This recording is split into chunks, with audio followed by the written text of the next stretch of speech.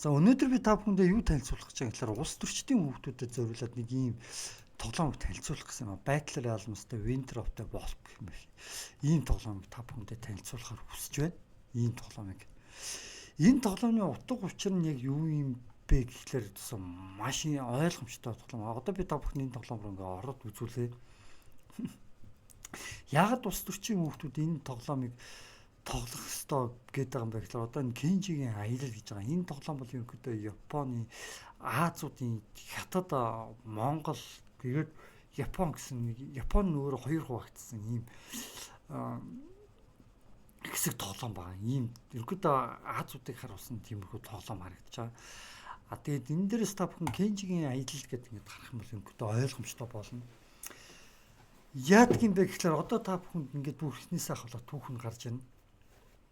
Энэ бол Кенжи гэдэг энэ залуу аавыгаа алсан хэсэгчлэгдээд олон жилийн өмнө явж байгаа. Гэхдээ энэ хүү залуу аавыгаа алаагүй л те зүгээр л аавыгаа алсан хэсэгчлэгдээд нэг олон жилийн дараа цөллөгөөс бүрж иж байгаа. Энэ аав нь баггүй юу? Аав нь хуучин драгоныг өдөрдөг байж байгаад яаж байгаа юм гэхээр харанхуй хүчинд ялагдаад тэг сүүлдээ серпент овг аймаг гэдэг ингээ хит хитэн овг серпент драгон гэдэг овг аймаг нь хоёр хэсэг хуваагдчих واخгүй. Аавынх нь өдөрддөг хэсэг газар хоёр хэсэг хуваагдчих واخгүй. Тэгээ аав нь ерөнхийдөө өөрөө харанхуй хүчинтэй дайтаж байгаа. Тэгээд ерөнхийдөө ялагдаад эхэлсэн. Яагаад аав нь ялагдаж байгаа юм бэ гэхээр ерөнхийдөө серпент клан нэг өдөрдөж эхэлсэн байхгүй. Аав нь өөрөө одоо энэ дэр гарч ирнэ л дээ. Энэ серпент клан гэдэг ингээд гарч иж байгаас тэр доотлолт нь хамгийн доотлолт нь тий. Тэгээд аав нь ерөнхийдөө энэ серпент клан гэдэг. Серпент клан гэдэг нь ерөнхийдөө яадаг юм гэхээр дандаа арга зал ихтэй тэгээд шудраг биш. Дандаа арга залаар шудраг сайхан сэтгэлийг нэгтэй байхгүй. Дандаа арга залыг мэхийг тийм бэлэр юм дандаа нэгтэй тавьсан тийм байхгүй. Тэгээд шууд аль болох устгаал түрэмгийлэл явдаг. Одоо энэ дэр нэг тариач нь зутаагаараа Шинжаагийн залуус ирж ийн гэж байгаа.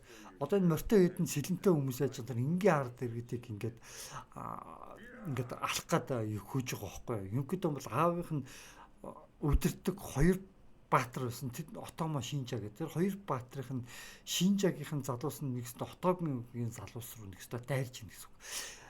Дайчин гэсэн. Нэгсэндээ либерал одоо манай Монголд ч нэг либерал шинжлэл либерал гэдээ орилоод идэв штэ. Нэг тиймэрхүү жоохон арга залыг нэг тавьсан хүмүүс ерөнхийдөө одоо энэ юунууд гэсэн үг. Одоо Шинжаагийн клан гэдэг ерөнхийдөө ойлгочих болно. А тэгээд яг нөгөө социализм гэдэг ингээ муулаад идэг нь магадгүй драгон клан юм шиг улс төржид гэж ярих юм бол. Гэтэ ерөнхийдөө бол гол нь би юу гэж хэлэх гээд байгаа юм болохоор сайхан нөгөө либерал гэдэг хүмүүс яажсэн гэхээр нөгөө өстө нэр энэ өвчтөн хүмүүсийн мөнгийг одоо өвчнгүй бид нар төлөөд байна. Тиймээс одоо юу гэдгийг тийм ээ.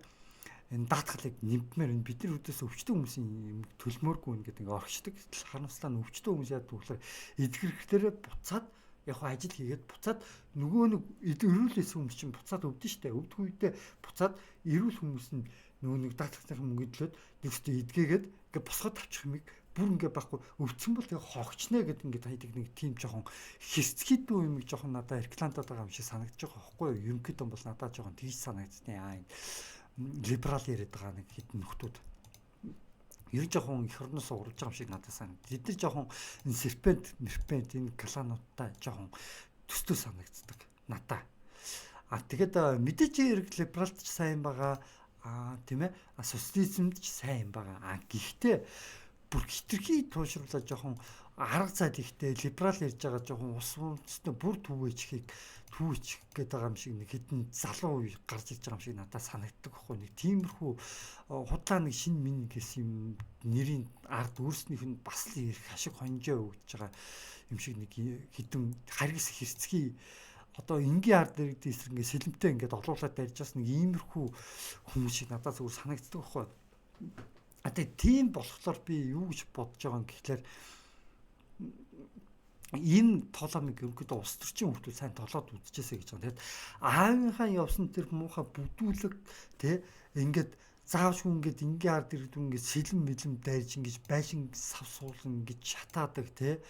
Тэгээд түүхийг нь үзээд тэ ингээд явах юм бол үнэхээр нэрээ сүүлдээ энэ шинж авс чинь өөрснөө нөгөө энэ серпент аавынхны клан ус нь өөрснөө энэ айгаа цухтааж исэн энэ чөтгөрүүд аав нь ялагдсан шүү дээ. Яг тэр аавынхаа замаар явсан шигээ яваад өөрөө эцэст нь ялагдаад тусдаг хөө харанхуй хүчинд.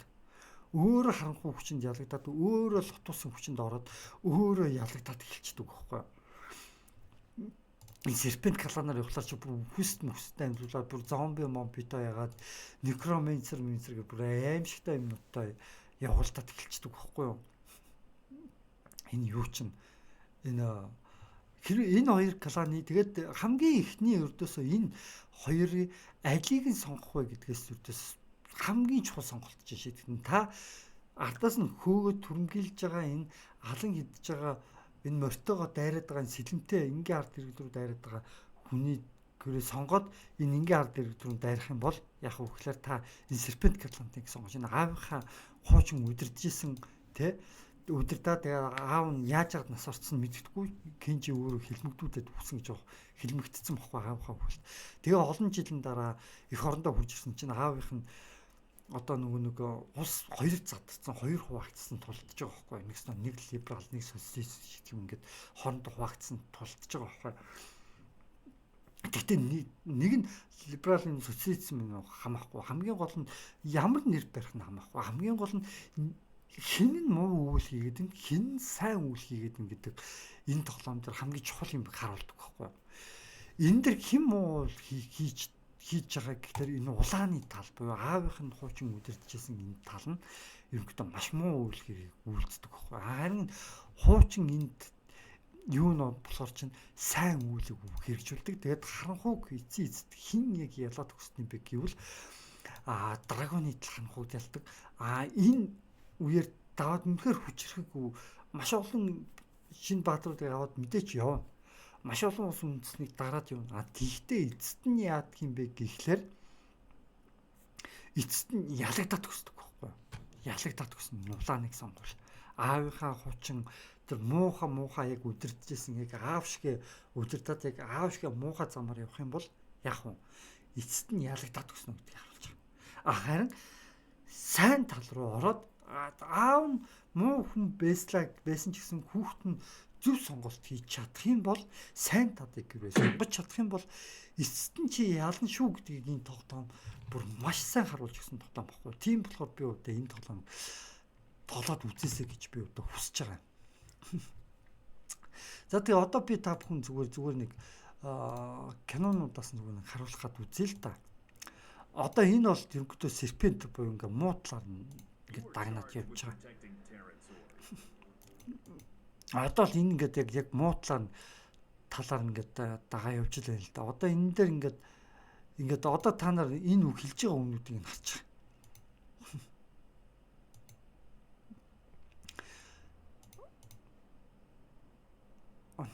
Одоо энэ дээр ингээд одоо энэ уюутыг давж байгаа. Одоо энэ дээр ялалт гинэ. Энэ одоо аавынхаа талын муу талын хүмүүсийг удирдахчийг дагаа явж байгаа. Серпент клан ахаад нэг яллаа гинэ. Яг л хуучны цаг үе шиг би дахиад иглээ. Тэгүн гот хэрвээ нөгөө нэг энэ Кенжигийн энийг биш тэ нөгөө отомогийн үеэр давсан бол би ингэж устгахыг хүсэхгүй байна. Би ингэж энэ галтан шатааж ингэхийг би өрдөөсөө хүсээгүй гэд бүр эсрэгээр нэрдэг байхгүй.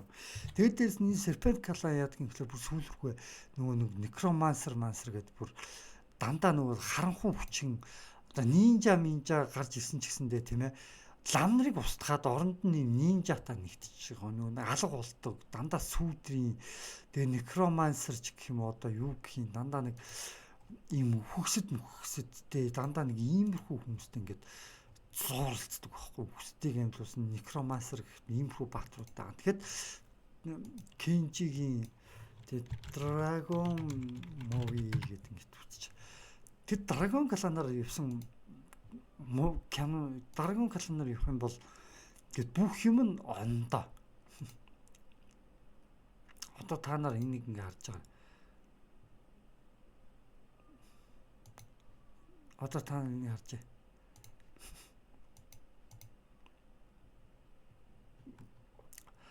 Яг энэ нэг юу яач магадгүй миний бичлэг блоклж магадгүй гэж би яагаад яг одоо харуулахгүй л байна л та.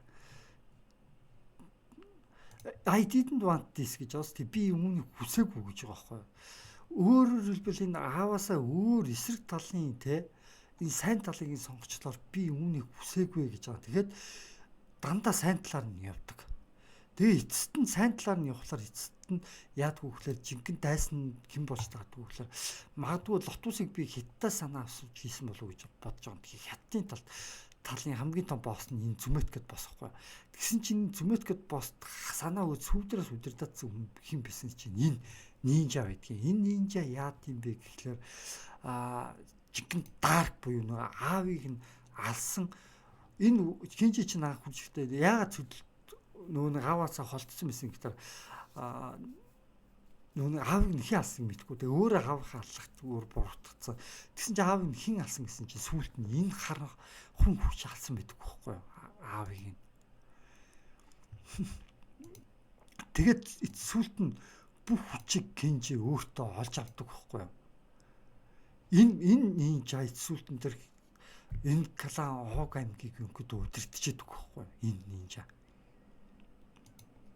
Энэ нинжа эцэст нь энэ нинжа юу байсан бэ гэсэн чинь нинжа нь юу нэг алга болдог молдог тийм хүчтэй шүү дээ. Жинхэнэ нөгөө нэг хар хүчин буюу жинхэнэ одоо нөгөө нэг сатан хүчтгэр хүү тиймэрхүү юм байсан байгаа байхгүй юу?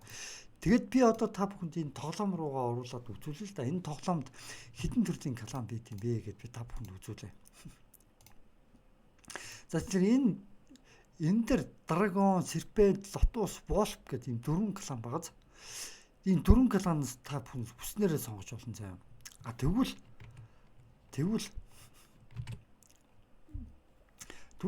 энэ дөрвөн клан яг ямар утга учиртай байсныг би одоо та бүхэнд хайгаад ингээ үзүүлчихье заяа.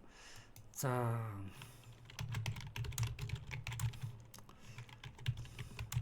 Лотус клан. За Лотус клан гэдэг байгаа заяа. Лотус кланыг миний харж байгаагаар сайн талаараа явах юм бол хамгийн сүүлд энэтэй учрна заяа. Энэтэй учрна. Сайн талаар явах юм бол хамгийн сүүлчин босс нь Лотус. Энэ Лотус кланыг миний харж байгаагаар хинээс санаа авч хийсэн бэ гэхээр хятадуудаас санаа авч хийсэн байх өндөр магадaltaй шид ашигладаг. Тэгээ хор найруулгатай маш сайн. Ерөнхийдөө жоохон скил нь жоохон тийм нэг одоо нэг заваа нэг юу гэдгийг нэг цаанаа нэг жоохон хард дарк хөө юу гэх жоохон нэг тиймэрхүү нэг одоо нэгнийгээ барьж иддэг ч гэдэг юм уу те нэг тиймэрхүү дөө скилтэй. Одоо чинь энэ ажилчныгаа нэг цэрэг нь очоод бариад идчихнэ. Тэгэл хүчрэх болчдөг. Нөгөө цэрэг нь хүчрэх скилтэй болчдөг. Тэгээд ерөнхийдөө нөгөө хятадууд чинь анхлаад нөгөө нэг яаж исэн гэхээр нэг хэсэг яаж амьд үлдчихсэн бэ гэхээр масрах ядурч исэн. Масрах ядурсан бүр идэх холгүй болсон. Масрах ядурсан. Тэгээд тэр ядуу үеийг яаж давсан гэхээр каннибализм буюу нэгнээ барьж идэж давсан гэж байгаа. Энэ түүх нь үнэхээр хард бараан түүх болохоор энэ түүхийн тухай би үүндээ ярихыг шүсдэггүй, бүр бодохыг шүсдэггүй. Гэхдээ энэ тоглоом дээр нэг тиймэрхүү утга агуулга бүхий хард бараан юмнууд ерөнхийдөө жоохон их байдаг болохгүй. Энэ Лотус клан дээр. Лотусын Хог аймаг дээр тиймэрхүү маш ихтэй байдаг. Тэгмүүд энэ Волф клан гэд үзэл та тийм үү. Одоо Волф дөрвөн клан байдаг. Эхний нэг нь Лотус гэж тайлбарчлаа. Одоо Волф клан бүдэр үзэдэггүй. Тэгээ би энэ зурганд би өстой үнэхээр хайртай. Энэ зурганд би өстой үнэхээр гоё зураг энэ зураг бол. За өстой үнэхээр янзтай зураг дөө те. Энэ зураг бол үнэхээр гоё зурдаг. Би Волф кланыг би юу гэж үзүүлээ. Энэ зэрэгүүд Аазуудыг харуулсан тоглоом багхгүй. Ерөнхийдөө Аазуудыг харуулсан. Тэгэхээр Волф клан бол монголчуудыг харуулсан юм уу, викингуудыг харуулсан юм уу? Жохо тиймэрхүү стайлтай. Тэгээ яг Аазуудын дээр харуулж хийсэн болоо би жоохон Аазуудаасаа төсөөлөх юм бол жоохон монголчуудаа төстөө гэж би өөртөө боддог болохоор би Волф кланд бол жоохон дуртай байдаг. Тэгээд Winter of the Wolf гэмэх энэ шинжлэгдсэн хувилбар дээр юу байдгүй гэхлээр ерөнхийдөө Quebec Journey гэдэг Wolf клан буюу одоо монголчуудын буцан ирэлтийг ингээд те буцан сэргэн мандалтыг ингээд харуулсан тийм тоглоом шиг ерөнхийдөө надаа санагдуулдаг байхгүй. Яг тэгвэл одоо монголчууд чинь яг үндэ бас нэг манжин дардлаас нэг гарсан штэ нэг тий. Тэгээ одоо ч гэсэндээ бас манжин дарлал шиг бас нэг дарлал шиг юм урд хой зүг юм бас дарлал явагдчих л байгаа манай Монголд бол. Тэгээ тэнцэнээс бас гарах тийм юмыг бас ихтүүлсэн тиймэрхүү одоо юу гэдгийг тийм ээ бэлгчээсэн юм шиг надад санагддаг байхгүй юу. Тийм болохоор би өнгөтэй энэ Battle Realms юм ихэн тоглоомд дуртай бас тоглодог. Тэгээд би гол нь юу ч хэлэх гээд байгаа юм гэхлээр штэ. Сачир Wolf Clan нэг иймэрхүү. За тэгвэл Serpent Clan гэж юу юм бэ, тийм ээ? Serpent Clan гэж үзье. Serpent гэдэг чинь ямар клан, тий? Serpent. Serpent-ийн хамгийн хүчрхэг зэрэг нь юу юм бэ гэхлээр Ronin болж урдаг. Ronin гол болж урдаг. Хоёр сэлэмтэй. Өөрөөр хэлбэл Ronin гэж яг юм бэ гэхлээр багшгүй самурай айч гэж нэрлэдэг. Аль эзэнгүй болсон самурай айч гэдэг тийм үү? Удирдлаггүй болсон самурайч гэдэг үү, тийм үү? Тим одоо шинжлэх бүтээн зөвшөөрдөг тим самурайг Ronin гэж нэрлэдэг байхгүй. Тэгэхээр ерөнхийдөө Японы хар муутал наа гэсэн үг. Японы муутал нь гэсэн үг. Ерөнхийдөө тэгээд ойлгочих болох болов уу гэж би өвдө гарч байгаа Serpent Clan-ыг арга зад ихтэй занг тавина, мин тавина, гранат тавина.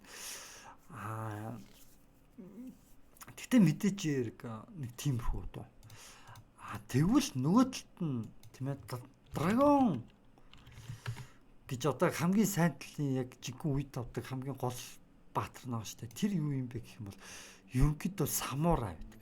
Хамгийн хүчрэг 4 самурай нийлээд энэ лууг амжуулж чаддаг. Лууг амжуулдаг. Энэ самурайлын л та одоо 4 эдгээр самурай зүгээр хөхгүй хөхтэй бас хөөрхөн амиа орлоод хөхтэй эргэн тойрныхоо цэргүүдийн цусыг жоохон багасгаад хөхдөг. 4 самурай нэг дор хөхөд дайсны нилээ эдэн цэргүүдийн бэлэнг цусыг маш их багасгадаг. 4 самурай явуулахад бас нилээ хохирол учруулждаг. Юм да. Тэгээд ерөнхийдөө бол Dragon Clan бол хамгийн сүүлдээ гэрэл цацар маш хүчрхэг болдог байгаа. Тэгээд эцэст нь гэж хэлэхэд энэ хин өөрөө хүчийг авдаг байгаа одоо. Одоо энэ ингээд уулдж байгаа байхгүй юу? Аавыг нь асан жиггэнч дөрүүдтэй, хар сүдрүүдтэй эцэст нь толгойн төгсгөлд уулзж байгаа байхгүй юу? Тэгээ өөрийгөө гүтгэлгээс гаргана. Тэгээ дээрэс нь өөрөө аавынхаа өшөөг авч чаддаг. Гол нь. Аав нь муутлаар яваад нэгснөө зүмэт буюу лотус хятадуудын муутлаар нь яваад одоо нөгөө энэ хар муус хүмүүсийн тоглоом болоод хөд өссөн байхгүй юу? Өвчж явахгүй энэ зүмэт лотус тал. Яг тэрнтэй адилхан хуучин аав нь бас тийм хүчрхэг байж байгаа үедээ яг энэ хар мууталтаа нэгдээд биш энэ хар муутал хажуудалд нь удаан ингээ бэлгэж хагаад буруудын шин чиглүүлээд аавыг нь үхэлд хүргэнгуудаа хүүг нь одоо үхэлд буруутгаад гүтгээд орхицсан байсан байхгүй. Тэгээд ерөнхийдөө энэ тоглоомны утга учир нэг иймэрхүү дүү. Тэгээд энэ тоглоомны утга учирыг та бүхэндээ ингэж нэг тайлбарлаад нэг үзүүлчих гэсэн юм.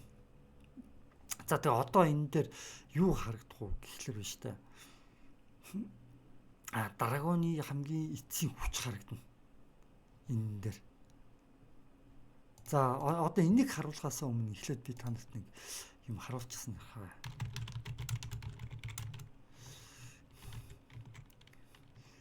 Жорны Serpent-ийн үеийг нэг харуулчих. За Serpent-ийн Serpent-ээр яваад ийм хар муу дандаа зомби амьдлуулдаг, чөтгөр шулман амьдлуулдаг ийм газруудаар явж байгаа. Тэгээд эцэст нь яад гин бэ гэхлээр штэ. Зөндөө олон хүмүүс энд яг ингээд те энэ Wolf гэх нэг монголчуудаас санаа авсан юм уу, викингчүүдээс санаа авсан юм уу хамгийн том босстойгоо тулж байгаа байхгүй. Хамгийн том босс нь өөрөө энэ хар даркийг устгаж байгаа байхгүй. Гэхдээ Kenji өөрөө устгаж байгаа. Kenji одоо яаж энэ we are always here гэд дууг танд сонсох юм бол үнэн сүртэй өстой гоё. За тэгээд одоо та энэ харж байна.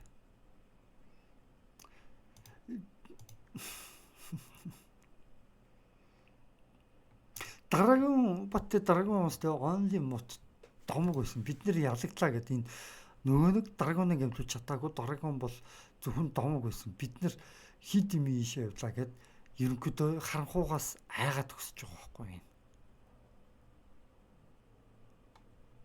Тэгээд нэг харанхуй хүчний бас нэг некромансер дандаа дарк шидийн нэг гэдэг хүмүүстэй нэгцэн харанхуй хүчнийхэнтэй зүгээр сэлмээрээ байлтгаас устгаж чадахгүй төгсөж байгаа байхгүй. Тэгэхэд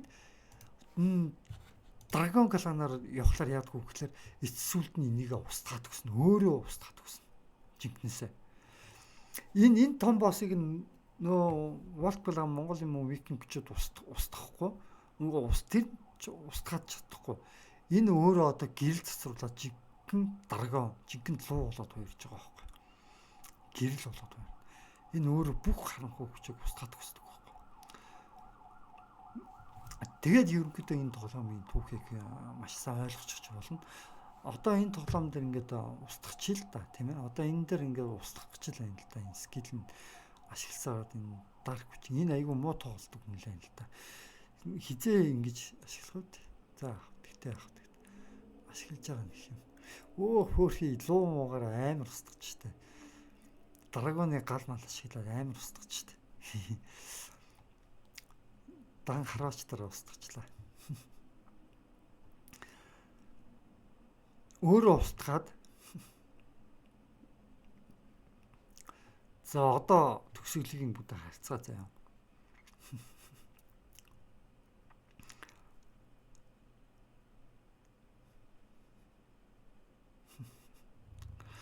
Домог үлгэрт домог байсан гэд нөгөө муугаар нь сонсоод тэр бол худлаа домог байсан гэд манай эртний худлаа домог байсан бид тэрүүгээр яваагүй гэд өөргөө зүгтгээд өмж байгаа. Энэ дээр болохоор өөргөө зүгтэх жигнэсээ ялаад өсөж байгаа байхгүй. Аавыг нь алсан хүмүүсийг устгаад харанхуугаас айх биш харанхуй өөрөөс нь айгаад өсөж байгаа байхгүй. Тэгээ ийм ялгаатай. Тэгэхээр ерөнхийдөө энэ тоглоомыг улс төрчдийн хүүхдүүд тоглоод үзчих хэрэгтэй гэж би өвдө бодож байгаа маа. Гэт. За тэгээд өнөөдөр чи 2025 4 сарын 15-нд болж байна. 17 цаг 30 минут болж байна. За тэгээд энэ бичлэгийг би ерөнхийдөө оруулна. За тэгээд Kenji-гийн Journey гэдэг ийшээ орж байгаа. Тэгээд ерөнхийдөө одоо тийм ээ. Ингээд өөрөө ингээд энэ хоёр кланы тэ алийг ингээд сонгохоо өөрөө ингээд шийдээд тэгээд тоглоод юмнаа л гэсэн үг. Тэгээд миний мэдээч хэрэг мультиплеерээр тоглож болно. Мультиплеерээр тоглож болно. Хоорондоо холбогдож болно. 4 клан ууг байгаа. Тэ альнаар тоглох чинь таны дур. Тэгээд онлайнаар тоглож болно. Хүсвэл надтаас холбогдоод тоглож болно. Энд чи одоо ингэж чинь ингээд би одоо чи ингээд шууд хост хийгээд тоглождог байгаа. Game Ranger-аар хост хийгээд тоглождог байгаа. Энэ дээр би ингээд хост хийчлээ ийшээ орлоо. Тэгээд одоо болохгүй бол VPN жишгэлсэн болно, admin жишгэлсэн болно. Юугаач хийсэн нэгэ тоглож болдог байх шүү. За тэгээд энэ үргээд имжлэг өндөрлөё.